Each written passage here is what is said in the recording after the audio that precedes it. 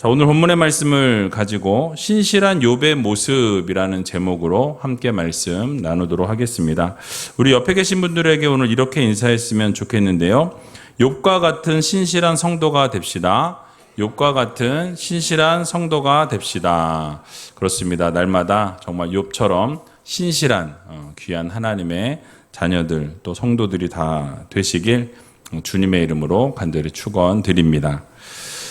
정말 아이들이 없는 게 이렇게 좀 썰렁하네요. 그죠? 여러분 주변을 이렇게 돌아봤을 때 아이들이 있을 때는 잘 몰랐는데 싹 수련회를 가니까 썰렁합니다. 그래도 우리 자리를 지키고 있는 우리 3명의 친구들 위해서 우리 박수 한번 쳤으면 좋겠습니다. 귀한 자녀들 위해서. 8월 첫 주입니다. 이렇게 날씨가 정말 덥지만 이제 이 무더위도 한 달 정도만 잘 버티면 지나가지 않을까 이런 희망을 가져보고요. 어제부터 중고등부 수련회가 진행되고 있습니다. 어제 장로님들과 함께 수련회 장소에 다녀왔는데요. 너무 열심히 아이들이 시간을 보내고 있었고 아주 행복한 모습이었습니다. 자녀들이 너무 좋아 보였고 또 땀을 흘리면서 운동하는 모습 보면서 참 기뻤어요. 수련회 이제 시작하고 찬양하는 거 보면서 돌아왔는데요. 아마 지금 이 시간이면 집회가 거의 마무리 단계에 있지 않을까. 그래서 아이들한테 어제 약속했습니다. 오늘 금요 성령 집회 때 너희들 위해서 기도할게. 너희들도 예수님 만나기 위해서 최선을 다해달라고 그랬더니 아이들이 되게 좋아하더라고요. 그래서 약속을 했으니까 오늘 이따가 같이 기도할 때 여러분들 꼭 자녀들 위해서 기도하면서 우리 자녀들이 꼭 이 수련회를 통해서 예수님을 인격적으로 만날 수 있도록 하나님을 인격적으로 만나서 변화되어지는 귀한 시간 이루어 주시라고 여러분 같이 기도했으면 좋겠습니다. 원래 수련회 꽃은 맨 마지막 날 마지막 저녁 집회가 꽃이에요. 그래서 아마 이 시간에 뜨겁게 기도하고 있을 텐데 여러분들이 기도 함께 동참해 주시면 감사하겠습니다. 자, 이번 주간은 욥기 말씀을 읽게 되는 주간이었는데요. 16주차 주간입니다. 3분의 1이 지나갔고요. 이제 남은 시간도 열심히 달렸으면 좋겠습니다. 그래서 서로 열심히 말씀 읽자고 옆에 있는 분들에게 말씀 열심히 읽읍시다. 이렇게 한번 인사했으면 좋겠습니다. 열심히 읽읍시다. 목소리가 별로 크지 않은 거 보니까 열심히 안 읽고 계신 것 같아요. 열심히 읽고 계시죠? 네, 감사합니다. 그래서 오늘은 욥의 모습을 통해서 하나님이 우리에게 주시고자 하는 교훈의 말씀이 무엇인지 같이 한번 생각해 보았으면 좋겠습니다. 자, 오늘 읽지는 않았지만 욥기 1장 1절을 보게 되면요. 욥에 대해서 하나님이 이렇게 욥을 평가하시는 것을 보게 됩니다. 얼마나 좋게 보셨는지 1장 1절 말씀을 같이 한번 읽어보도록 하겠습니다. 우수 땅에 욥이라 이름하는 사람이 있었는데 그 사람은 순전하고 정직하여 하나님을 경외하며 악에서 떠난 자더라. 아멘. 자, 여러분 지금 하나님이 욥을 평가하시는데 어떤 사람이라고 말씀합니까? 그 사람은 순전했고 정직했고 하나님을 경외했고 또 악에서 떠난 사람이었다라고 이렇게 4가지로 욥을 평가하고 계신 것을 보게 됩니다. 먼저 순전하다, 정직하다라는 이 단어를 생각해 보면 이 순전이라는 단어는 이 탐이라는 단어가 쓰였는데요. 완전한 또는 온전한이란 뜻이에요. 그러니까 그 욥의 모습은 순전하다라는 것이 바로 완전하였고 그는 온전한 사람이었다라는 거죠. 인격적으로 볼 때 그 사람은 상당히 온전한 사람이었고 완전한 사람이었다라는 거죠. 도덕적으로 상당히 깨끗하였고 온전한 사람이었다라는 것을 말씀해 주고 있는 것입니다. 그래서 그가 가졌던 어떤 고매한 인격, 도덕적으로 볼 때 흠이 없는 그런 모습의 욥이었다라는 것을 말씀하고 있는 것이죠. 그의 자질이 상당히 훌륭했고 인격적으로는 완전함을 추구할 만큼 하나님이 인정하실 만큼의 그런 사람이 바로 욥이었다라고 이렇게 말씀하고 있는 것이죠. 뿐만 아니라 그는 정직하였다라고 말씀하죠. 이 아샤르라는 단어가 쓰였는데요.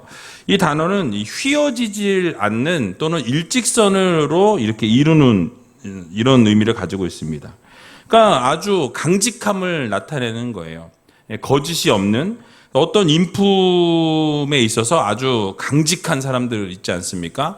근데 그런 강직함을 가지고 있는 사람이었다. 아주 정직했다. 거짓이 없었다. 뭐 이런 의미를 가지고 있는 거예요. 그러니까 생활 속에서 정의를 언제나 실현하는 그런 사람이 욥이었다라는 것을 우리들에게 알려주고 있는 것입니다. 다시 말하면 성품을 볼 때나 인격을 볼 때 너무나 훌륭하고 너무나 완전한 사람이었다라는 것을 하나님이 그렇게 평가하셨다라는 말씀이죠. 그런데 욥의 인격과 성품이 여기서 멈추지 않습니다. 하나님께서는 그 이후에 뭐라고 또 말씀하시죠? 하나님을 경외하였다라고 말씀하셨고, 그리고 악에서부터 어떻게 했다? 떠난 사람이었다라고 이렇게 평가하고 계시는 것을 보게 됩니다. 그러니까 인간적인 존경을 받을 만한 인물이었을 뿐만 아니라 그 욥의 삶을 보게 되면 신앙적인 모습 가운데서도 뒤처지지 않는, 하나님을 경배하는, 언제나 경외하는 삶을 살아갔던 사람이었고, 악의 자리에서부터 언제나 떠나 있었던 사람이었다라고 하나님께서 욥을 평가하셨습니다. 그러니까 그렇게 보면 신앙적인 모습 가운데서도 정말 어느 것 하나도 이 흠잡을 만한 곳이 없는 그런 사람이 바로 욥이었다라는 것을 우리들에게 말씀해 주고 있는 것입니다. 자, 그러면 어떻게 욥은 이렇게 완벽한, 정말 어떻게 보면 너무나 완벽해 보이지 않습니까? 이 완벽한 그런 모습을 갖출 수 있었을까? 이게 어떻게 가능할까라는 것을 생각해 보아야 하는데요. 그것은 인간으로서 본질적인 모습으로 서 있었기 때문이었다라고 말씀드릴 수 있습니다. 여러분, 인간은요, 하나님을 경외하도록 하나님이 만드셨다라는 거죠. 하나님이 본질적으로 우리를 만드실 때 하나님을 찬양하고 하나님을 예배하고 하나님을 경외하는 존재로 우리를 지으셨다라고 성경은 말씀하고 있습니다. 그래서 하나님을 경외하도록 살아가기 위해서 만들어진 존재이기 때문에 잠언 1장 7절을 보게 되면 이렇게 말씀하죠. 같이 한번 읽어보겠습니다. 여호와를 경외하는 것이 지식의 근본이오늘 미련한 자는 지혜와 훈계를 멸시하느니라. 아멘. 그러니까 하나님을 두려워하고 하나님을 공경하는 것이 지식의 가장 근본, 가장 밑바닥에 있는 그러한 것이 바로 이 하나님을 경외해야 하는 것이 우리의 어떤 삶의 기준이고 출발점이다라는 것을 말씀해 주고 있는 것입니다. 여러분, 그래서 우리가 이 세상 살아갈 때 욥과 같이 이런 인격적인 모습을 갖추고 또 신앙적인 모습 가운데서도 하나님을 언제나 경외하고 죄에서부터는 떠나 있는 삶을 살아가는 성도들이 되어야 한다라는 것을 우리들에게 교훈해 주고 있는 것입니다. 여러분, 경외한다라는 것이 무엇이죠? 공경하고 두려워할 줄 아는. 그러니까 하나님을 바라볼 때 하나님 앞에 서 있는 우리의 모습은 언제나 하나님을 두려워할 줄 아는 그런 성도들이 되어야 한다라는 말씀이죠. 결국 이 말씀은 하나님 앞에서의 삶을 사는 거예요. 그러니까 하나님 우리를 바라보고 계시고 우리가 어떤 상황과 어느 자리에 있을지라도 하나님은 우리를 보고 계신다. 우리는 하나님 앞에 서 있는 사람들이다. 이 코람데오의 삶을 살아가야 한다라는 거죠. 그러니까 어느 자리에 있든지 하나님이 나를 보고 계시고 하나님이 나를 이렇게 막 보고 계시는데, 여러분 나쁜 짓 할 수 있습니까? 못된 짓 할 수 있어요? 이렇게 보고 계시는데 어렵겠죠? 그러니까 하나님이 나를 보고 계신다, 내가 그 하나님 앞에 서 있다라는 인식을 가지고 살아가는 거죠. 코람데오의 삶을 살아가는 것이 바른 신앙생활의 모습이라는 것입니다. 그러니까 하나님을 날마다 인식하고 인지하고 의식하면서 하나님이 기뻐하시는 대로, 하나님이 즐거워하시는 대로, 하나님이 말씀하시는 대로 살아가는 성도들이 되어야 할 것입니다. 욥이 바로 이렇게 하나님 앞에서의 삶을 살았다라는 거죠. 신전 의식을 가지고 살아갔다라는 거예요. 그래서 언제나 하나님 앞에서의 삶, 내가 지금 하나님 앞에 서 있어라는 그런 의식을 가지고 이 세상 살아갔다라는 거예요. 그래서 말을 할 때나 행동을 할 때나 어떤 상황 가운데 놓여 있을 때라도 내가 하나님 앞에 있다라는 그 의식을 놓지 않았다라는 말씀이에요. 그래서 여러분, 신앙이라는 것은요, 눈에 보이지 않는 하나님을 눈앞에 계신 것처럼 의식하면서 믿고 살아가는 것이 바로 신전의식이고 바른 신앙의 모습이라는 것을 우리는 반드시 기억해야 할 것입니다. 그래서 다윗은 시편 139편에서 하나님이 우리를 늘 감찰하신다고 그렇게 이야기합니다. 그래서 우리의 앉고 일어섬을 아시고, 우리의 어떤 생각을 아시고, 우리의 길도 아시고, 우리의 눕고 일어서는 모든 것도 아시는 분이 하나님이시라고 말씀하죠. 그러니까 그렇기 때문에 모든 것을 감찰하시고 모든 것을 아시는 그 하나님 앞에서의 삶을 살아가는 성도들이 되어야 한다는 것을 우리들에게 교훈해 주고 있는 것입니다. 그러니까 여러분, 우리 어떻게 살아가야겠습니까? 이 세상 살아갈 때 하나님이 나를 언제나 보고 계셔. 언제나 하나님이 나와 함께 하셔. 그러면 우리가 마음대로 멋대로 살아가기가 어렵다라는 거예요. 욥과 같이 하나님을 경외하면서 악에서는 어떻게 떠나 있는 삶을 살아갈 수 있는, 악과 함께 살아가는 우리가 아니라 악을 떠나 있는 성도들의 모습으로 살아가야 한다라는 것을 여러분 모두 기억하면서 이번 한 주간 살아갈 때 세상의 시각으로 보아도 여러분 인격적인 모습, 그러니까 여러분 보면 인격적이다 이런 분도 있잖아요. 성품이 좋다 이런 분도 있잖아요. 그런 모습으로 여러분 살아가야 할 뿐만 아니라 하나님을 경외하고 하나님 앞에서의 삶을 인식하고 인지하면서 살아갈 수 있는 귀한 우리제일교회 모든 성도님들이 다 되시기에 주님의 이름으로 간절히 축원드립니다.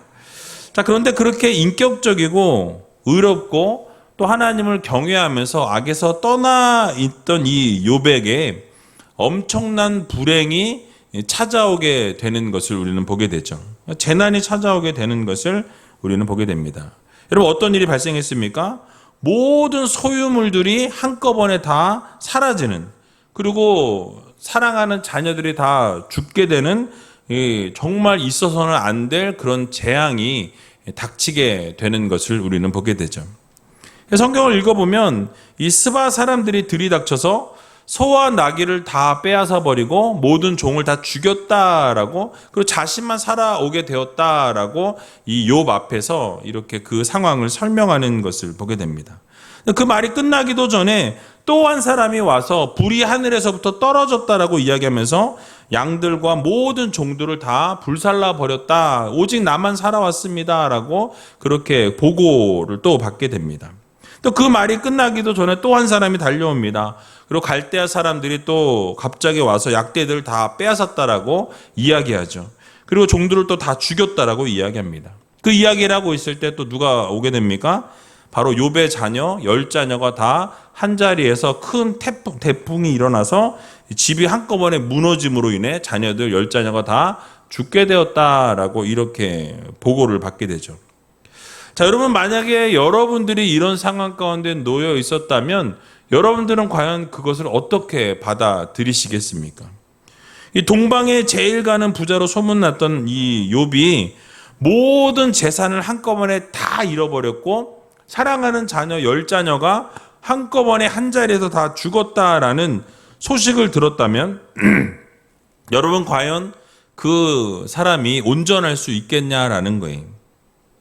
그러니까 우리 삶에 그런 일이 뭐 당연히 있어서는 안 되겠지만 만약에 이런 비슷한 일이 일어난다면 여러분, 과연 우리가 그것을 어떻게 인정하고 어떻게 받아들일 수 있겠냐라는 거예요.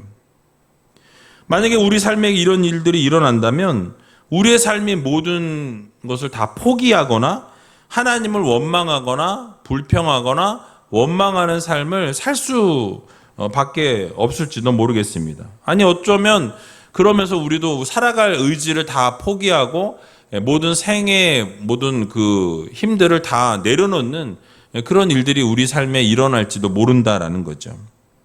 그런데 욥은 우리가 생각하고 상상하는 것보다 뛰어난 그런 사람이었어요. 대단한 사람이었습니다. 그래서 다른 고백을 하나님 앞에 올려드리고 다른 행동을 하는 것을 우리에게 보여주었다라는 거죠.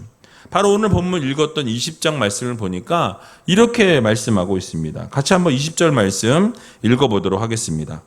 욥이 일어나 겉옷을 찢고 머리털을 밀고 땅에 엎드려 경배하며. 아멘. 자, 욥이 일어나서 뭘 먼저 했대요? 겉옷을 찢었다라고 말씀합니다. 이 겉옷을 이렇게 찢는 행위는 이 고대 근동 이 사회에서 견딜 수 없는 고통이 찾아왔을 때, 자기가 받아들일 수 없는 그런 어려움들이 찾아왔을 때, 주체할 수 없는 슬픔이나 고통이 찾아왔을 때 이 겉옷을 찢는 것이 이 상징적인 어떤 행위였다라는 거죠. 너무너무 고통스러운 상황 가운데 있게 될 때 자신의 겉옷을 찢는 이런 모습을 보여주었던 것입니다. 또 머리털을 밀었다라고 이렇게 말씀하고 있는데요. 이것 역시 고대 근동 사회에서는 이 건강과 힘과 어떤 명예의 상징이 바로 머리털이었다라는 거죠. 그래서 머리털이 밀렸다라는 것, 밀어버렸다라는 것은 자신이 이제 그런 명예와 권력과 모든 힘이 다 잃어버렸다라는 거예요. 가치 없는 삶으로 전락했다라는 것을 의미하고 있는 것입니다. 불명예스러운 인간이다라는 것을 스스로 인정하고 고백하는, 그래서 나의 모든 명예와 모든 갖고 있던 모든 것은 밀어버리면서 다 내려놓은 상태에 있다라는 것을 보여주는 것이죠. 따라서 욥과 같은 이런 비참한 상황에 처한 사람이 이 겉옷을 찢어버리고 머리털을 밀었다라는 것은 어쩌면 그 상황 가운데서 너무나 당연한, 그렇게 할 수밖에 없는 상황이었다라는 것을 우리는 알 수 있는 것입니다. 자, 그런데 욥은요, 여기서 멈추지 않고 또 땅에 엎드려서 뭐 했다라고 말씀합니까? 하나님 앞에 경배하였다라고 말씀하죠. 여기서 엎드렸다라는 것은 자신보다 높은 신분에 있는 어떤 사람이나 신에게 절을 하였다라는 그런 의미를 담고 있습니다. 즉, 엄청난 재난과 이 어려운 상황 가운데서 뭘 의지한 거예요? 하나님을 의지한 거예요. 내가 이제 모든 것 다 포기하고 다 권력과 명예와 힘은 다 잃었지만은 이 상황 가운데서 내가 오직 할 수 있는 유일한 것은 무엇이다? 하나님을 붙잡는 거다. 이 상황에서 내가 할 수 있는 유일한 것은 하나님 앞에 엎드려 경배하고 기도하는 것. 이거 외에는 내가 할 수 있는 것이 아무것도 없다라는 것을 보여주는 행위였습니다. 그래서 여러분, 자신에게 내려진 이 까닭모를 이런 재앙이 견디기 힘들고 견딜 수 없는 고통이지만 그 가운데서 하나님께 경배하고 하나님께 엎드렸다라는 것은 뭘 이야기합니까?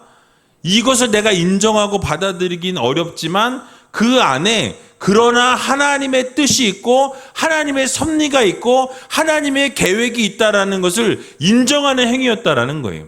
나의 모든 것은 다 이제 내려놓겠습니다. 하나님의 뜻이 이 안에 숨어 있고 하나님의 그 섭리가 숨어 있고 하나님이 나에게 말씀하시고자 하는 것, 요구하고자 하시는 것이 무엇인지를 내가 듣기 원합니다라는 것을 인정하면서 그 하나님 앞에 엎드렸다라는 사실이에요. 하나님을 신뢰했던 거예요. 하나님의 계획과 섭리가 있다는 것을 내가 믿고 하나님 앞에 나아가겠습니다. 전적으로 하나님 앞에 모든 것을 드립니다라는 의미로 엎드렸던 거예요. 그분 앞에 엎드리는 신앙의 어떤 고백적인 행위를 지금 하고 있다라는 것이죠. 우리는 여기서 하나님 중심의 삶을 살아가는 욥의 성숙한 신앙을 우리가 확인할 수 있다라는 거예요. 그렇게 어렵고 힘든 상황 가운데에서 욥이 붙들 수 있었던 것은 무엇입니까? 하나님이었다라는 거예요. 하나님밖에 없습니다라는 것을 인정하고 하나님 앞에서 내가 이제 할 수 있는 것은 유일하게 하나님을 경배하는 것, 하나님 앞에 엎드리고 부복하는 것, 하나님 앞에 매달려 우는 것 외에는 내가 할 수 있는 것이 아무것도 없습니다 라는 것을 인정하는 행위 가운데 있었다라는 사실이에요.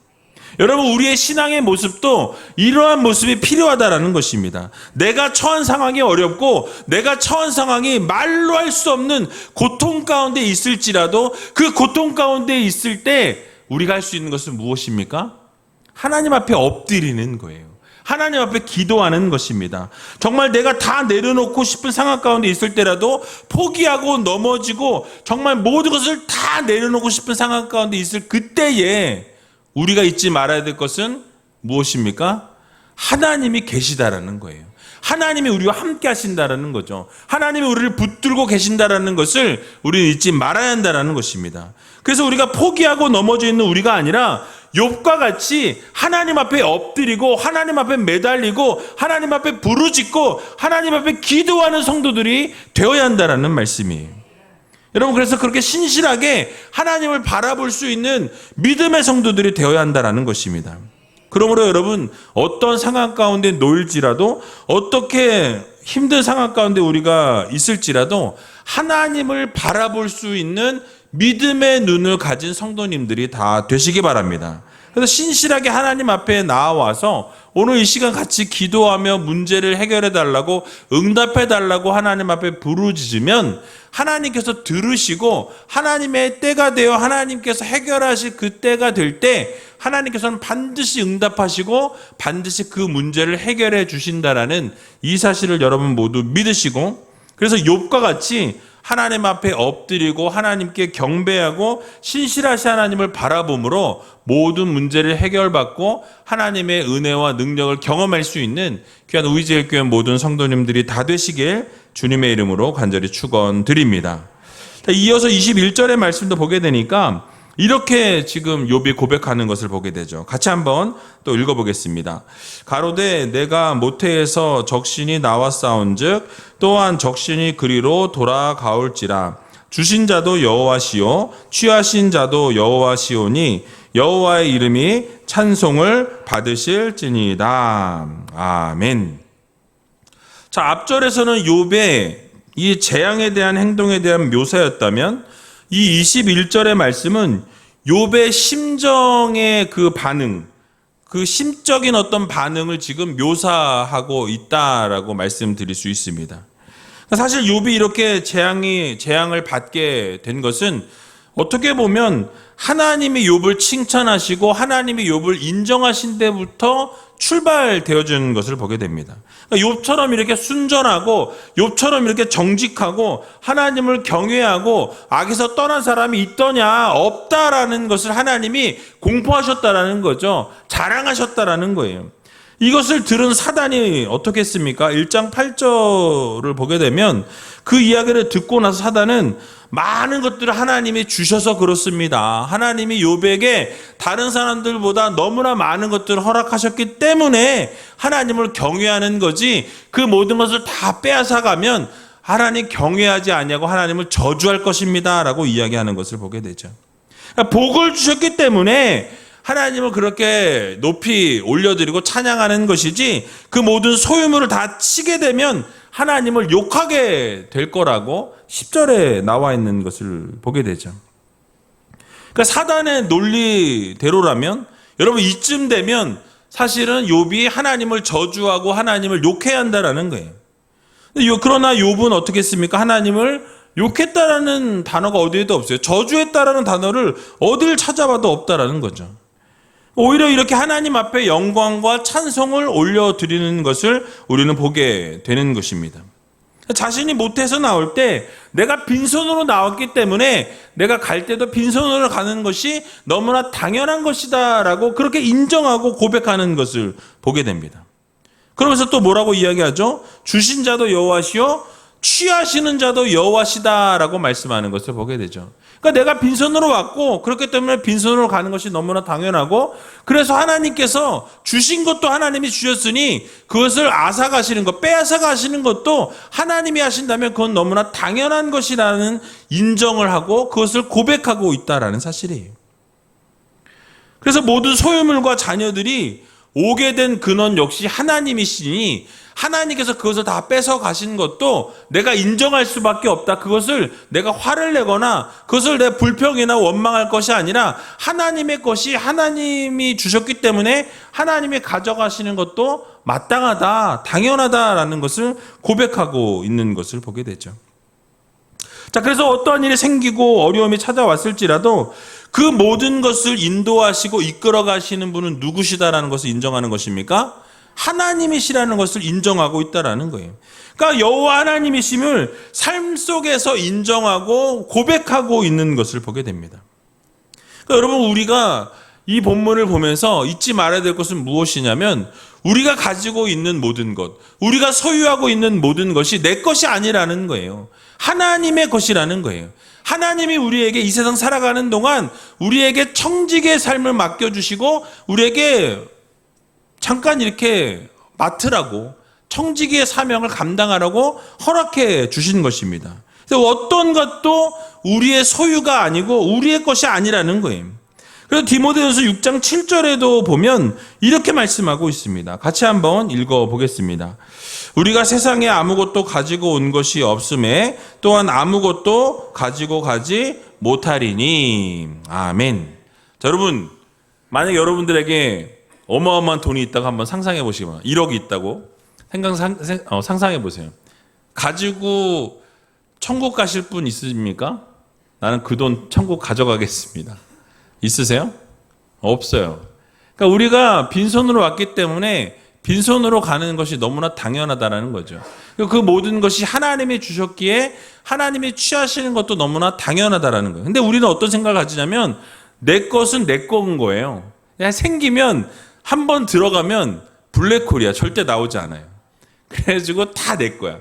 이것도 내 거, 저것도 내 거. 모든 게 다 내 거. 근데 여러분, 이 인식은 버려야 합니다. 모든 것은 누구의 것? 하나님의 것이라는 것을 기억해야 한다는 거죠. 모든 재물도, 자녀도, 명예도, 권력도 모든 것이 누구의 손에 달려 있습니까? 하나님의 손에 달려 있다는 거예요. 여러분, 한번 끝까지 쥐어 보세요. 하나님이 훅 불어버리시면 그냥 날아가는 거 순식간입니다. 안 날아갈 것 같죠? 해보세요, 한번. 내가 한번 끝까지 쥐어 보겠습니다. 한번 쥐어 보세요. 어떻게 되나? 하나님이 작정하시면 방법이 없습니다. 하나님이 마음만 먹으시면 훅 날려버리시기로 작정하시면 그거를 견딜 수 있는 사람이 이 세상에 단 한 사람도 없다라는 거예요.